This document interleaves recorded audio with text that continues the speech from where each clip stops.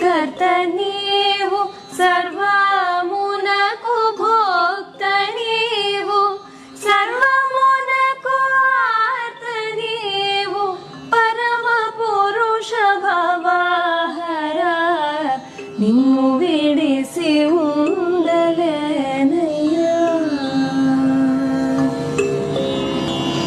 శివ మహాదేవ శంకర నీ